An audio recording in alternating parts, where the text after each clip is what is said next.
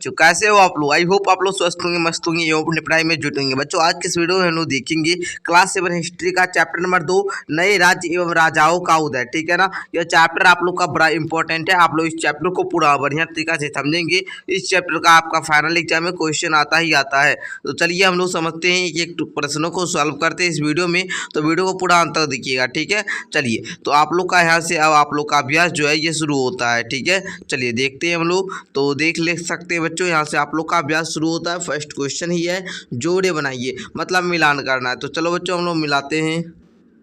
और हाँ बच्चों, मैंने आप लोग को ये बात बता देता हूँ, जो चैप्टर में आप लोग क्वेश्चन वगैरह देख रहे होंगे बीच बीच में कुछ क्वेश्चन होता होगा। जैसे क्वेश्चन फर्स्ट आप लोग का कहता है पृथ्वीराज किस राज्य का राजा था, ठीक है ना। तो इसका उत्तर आप लोग को जो है ये उत्तर भी हम आप लोग को सारा कुछ करवा चुके हैं, ठीक है। मैं आप लोग को अंतिम में बताऊँगा कि ये उत्तर आप लोग को कैसे डाउनलोड करना है, ठीक है। पाठ के सभी प्रश्नों का उत्तर आप लोग को कैसे डाउनलोड करना है। साथ ही अब आप लोग का चैप्टर का प्रश्नोत्तर यहाँ से शुरू होता है। कहता है आइए फिर से याद करें जोड़ी बनाइए में, इसमें आप लोग को मिलान करना था। तो मैंने यहाँ पर आप लोग को मिलान करके दिया। सोमनाथ आप लोग को गुजरात में मिलाना है, सुसेन वश इसको बिहार में मिलाना है, गोपाल जो थे वो लोगों द्वारा चयनित शासक थे, कन्नौज थे त्रिपक्षीय संघर्ष, ठीक है। मध्य भारत को गुर्जर प्रतिहार से मिलाना है। इस प्रकार बच्चों आप लोग मिला लोगे।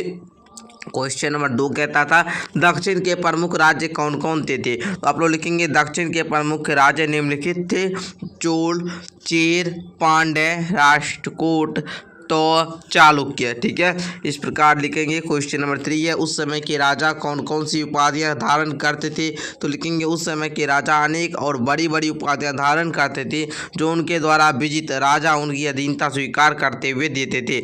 इस प्रकार लिखेंगे जैसे में महाराजाधिराज, ठीक है, परम भट्टारक, परमेश्वर, त्रिभुवन चक्रवर्तीन आदि। इस प्रकार क्वेश्चन नंबर 3 के उत्तर को लिखेंगे। क्वेश्चन नंबर 4 देखिए, कहता है बिहार और बंगाल में किन वंशों का शासन था।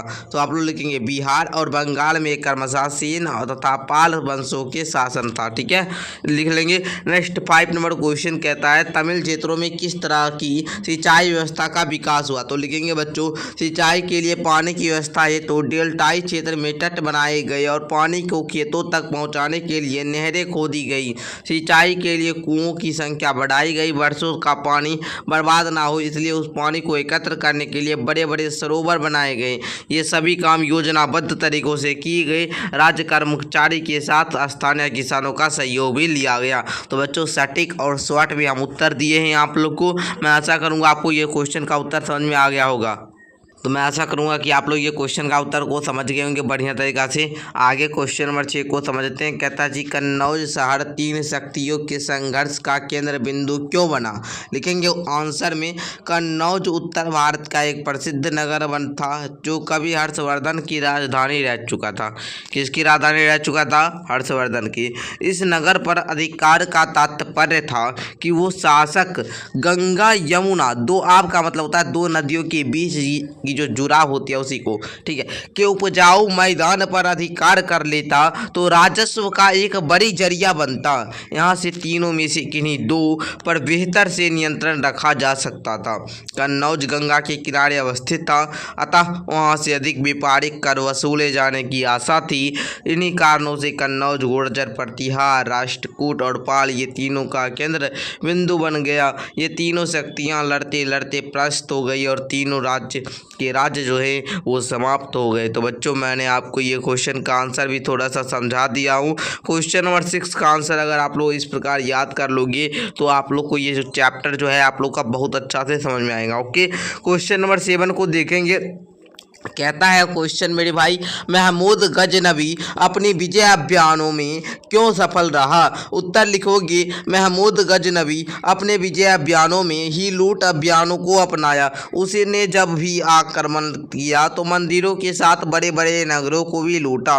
उसने कभी भी भारत में अपनी अस्थायी शासन की बात नहीं सोची। इन लूट अभियानों में सदैव सफल का एकमात्र कारण था कि यहाँ के राजाओं शासकों में मेल नहीं था। राजपूत जो होते थे वो यद्यपि शक्तिशाली थे, लेकिन उन्होंने आपस में लड़ते रहने की अपने शान समझी एक राज्य का लूटता रहा। ठीक है, एक राज्य को लूटता रहा तो अन्य सभी देखते रहते और अंदर ही अंदर प्रसन्न होते रहते। मतलब आप लोग समझ ही रहे होंगे, अगर आपको कोई मार रहा है तो बगल बड़ा देखकर आनंद खुश हो रहा है। ठीक है, प्रसन्न भी होती। उन्होंने इतनी समझ नहीं थी कि यह स्थिति कभी उन पर भी आ सकती। ये बात सही है, अगर इसको मार रहा है, अगर आप लोग नहीं बचाएंगे तो फिर कभी हो सकता है कि आपको कोई मारे तो बचाएगा नहीं, बताएगा आप पर भी आ सकता है। यदि उसी समय इसको मार रहा है, अगर 10 लोग मिलकर उसको मार दे तो सबको भलाई होगा ना, फिर वो कभी किसी पर हाथ उठाएगा नहीं, वो रहबे नहीं करेगा हाथ उठाने के लिए। ठीक है, तो वही बात हुई और यही हुआ कि इसी से महमूद गजनवी अपने अभियानों में सफल होता रहा। ओके बच्चों,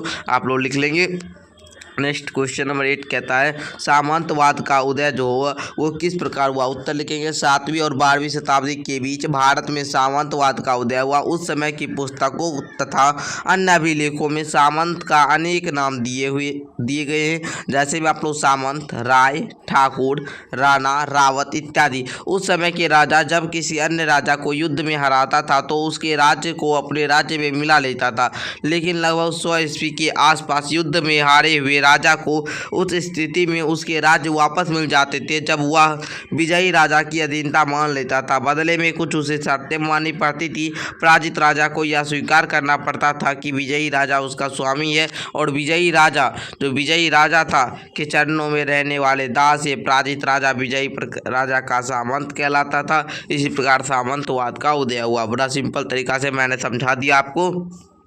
आगे देखिए, कहता है जी तत्कालीन राज्यों की प्रशासनिक व्यवस्था आज की प्रशासनिक व्यवस्थाओं से कैसे भिन्न है। मतलब जो पहला प्रशासनिक व्यवस्था था वो आज जो प्रशासनिक व्यवस्था है ये कैसे भिन्न है। लेकिन तत्कालीन राज्यों की प्रशासनिक व्यवस्था आज की प्रशासनिक व्यवस्था से बहुत अर्थों में भिन्न थी। आज प्रजातांत्रिक व्यवस्था है, आज प्रजा को जो मन होता है उसको राजा बनाता है, जबकि उस समय राजतंत्र था। राजा जो था वो राजा का बेटा ही राजा होता था। ठीक है, उस समय के अधिकारी राजा की मर्जी से नियुक्त होते थे, जिसको राजा जो बनाएगा वही बनेगा। ठीक है, जबकि आज प्रशासनिक सेवा के अधिकारी को कड़ी परीक्षा से गुजरना पड़ता है। आज परीक्षा दे पास किए तो आप बन सकते हैं, है ना। आगे देखिए, तत्कालीन केंद्रीय शासन से संबंध अनेक पदाधिकारियों का उल्लेख मिलता था। विदेश विभाग के प्रधान को संदेह गृह कहा जाता है। ठीक है, आगे देखिए, जबकि आज के केंद्रीय सरकार में खासतौर एक विदेश विभाग है जिसमें देख रेख प्रधान सचिव हाथ में होता है। इसके ऊपर एक विदेश मंत्री होता है। आज के राजस्व विभाग को वित्त मंत्री के अधीन रखा गया। ठीक है, इस विभाग में भी अब मुख्य सचिव के नीचे अधिकारियों कर्मचारियों का एक समूह का काम करता है। आयकर विभाग राजस्व विभाग का ही एक अंग है।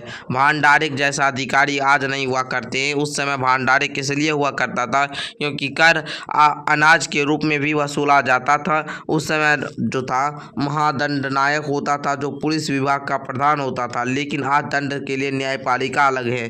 ठीक है, तो हम पूरा तरीका से बढ़िया तरीका से पूरा विस्तार तरीका से हम यहाँ पर नोट कर दिए हैं, आप लोग को लिख लेना है। क्वेश्चन नंबर 10 को हम लोग थोड़ा समझते हैं। कहता है क्या आज भी हमारे समाज में सामंतवादी व्यवस्था के लक्षण दिखाई देते हैं। तो लिखेंगे आज दिखाने के लिए सामंती व्यवस्था हमारे समाज में नहीं है, लेकिन मध्यकालीन सामंती व्यवस्था में अधिकतर सामंतों का, है ना, राजनीतिक बाहुबलियों का उदय हो गया था। ये कुछ ना कुछ होकर, है ना, सब कुछ है। सभी बाहुबली किसी ना किसी राजनीतिक दल के किसी दबंग नेता से जुड़े हैं। कुछ बाहुबली तो खास राजनीतिक दलों में न कि किसी न किसी पद पर आसीन होकर अपने ओहदे पर धौंस दिखाकर जनता भय का दोहन करते हैं। ओके बच्चों, आगे आप लोग कल 11 नंबर क्वेश्चन है, उसके बाद 12 नंबर क्वेश्चन है। तो हम 11 नंबर क्वेश्चन को बढ़िया तरीका से समझते हैं, उसके बाद हम आप लोग को कुछ इंपॉर्टेंट पॉइंट बताएंगे। मध्यकाल के मंदिर अपने धन दौलत के लिए काफ़ी प्रसिद्ध थे। भव्यता के दृष्टिकोण से आप अपने पास के मंदिर से तुलना करें। ठीक है, भव्य मतलब आप लोग समझ रहे होंगे। ठीक है, तो लिख लेंगे उत्तर में आप लोग धन दौलत की दृष्टि से आज तिरुपति मंदिर तथा शिरडी का साईं राम मंदिर से हम कर सकते हैं। हमारे आसपास के मंदिरों में यदि तुलना करें तो पटने का महावीर मंदिर किसी भी दृष्टि से भव्यता धन धान्य से किसी प्रकार की कम नहीं। आधुनिक काल से निर्मित इस मंदिर में आधुनिकता से फूट है। दान दक्षिण में यहाँ भी भारी चढ़ावा चढ़ता है। मंदिर अपनी आय से अनेक समाज सेवा संस्थान चलाता है। तो बच्चों, इस प्रकार आप लोग का 11 क्वेश्चन मैंने कंप्लीट करवा दिया।